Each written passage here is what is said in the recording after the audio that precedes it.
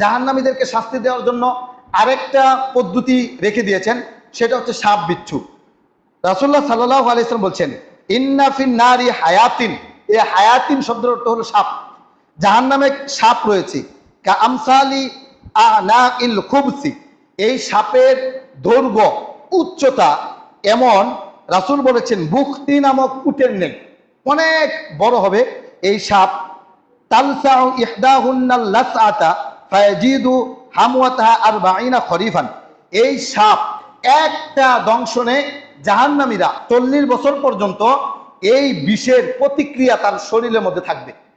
একটা দংশন করবে, 40 বছর পর্যন্ত এই সাপের কামড়ের বিষ তার শরীরের মধ্যে থাকবে। রাসূলুল্লাহ সাল্লাল্লাহু আলাইহি ওয়াসাল্লাম বলছেন, ওয়া ইন্না ফিন নারি আকারিব, জাহান্নামে থাকবে বিচ্ছু।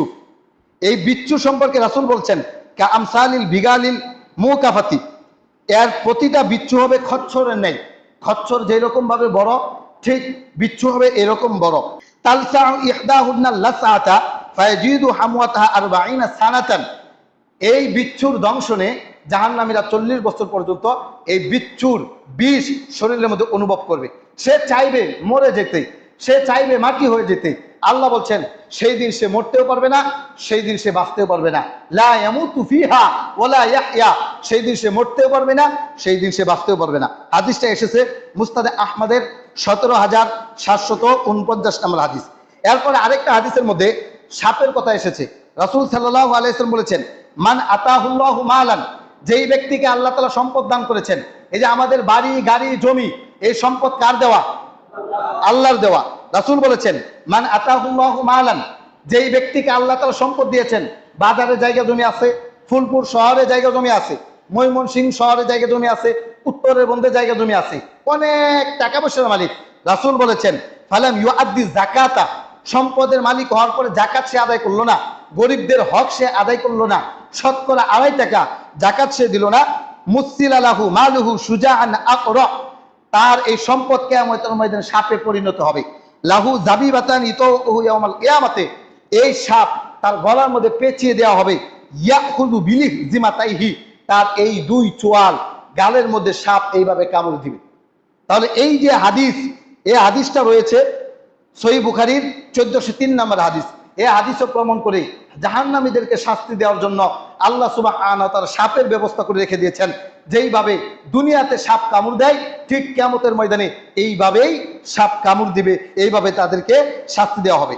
এরপরে জাহান্নামীদেরকে উপর করে টেনে হেঁচড়ে জাহান্নামে নিক্ষেপ করা হবে। আল্লাহ সুবহানাহু ওয়া তাআলা আমাদেরকে পা দ্বারা চলা শক্তি দিয়েছেন। কিয়ামতের ময়দানে যারা অপরাধী তাদেরকে পা গুলো উপরে রাখবেন, মাথাগুলো নিচে রাখবেন। সাহাবী কেরাম প্রশ্ন করেছেন, আল্লাহ রাসূল, জাহান্নামীরা তাহলে কিভাবে চলাফেরা করবে?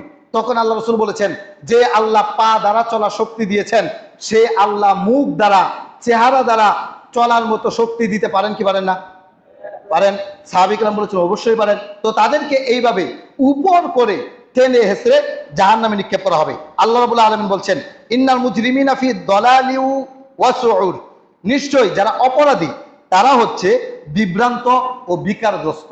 যারা অপরাধী, যারা পাপী, তারা বিভ্রান্ত, দেখবেন ভোব করে ঘুরে বেড়ায়।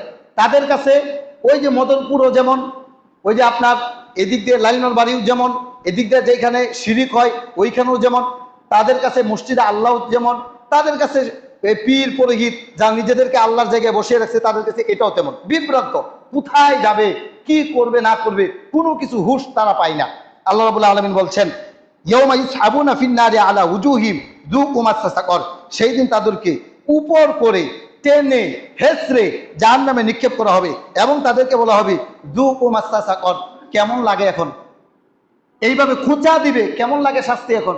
এইভাবে খুঁচা দেওয়া হবে, খুঁচিয়ে তাদেরকে জাহান্নামে নিক্ষেপ করা হবে। পবিত্র কুরআন সূরা কমার 54 নম্বর সূরা 47 এবং 48 নম্বর আয়াত।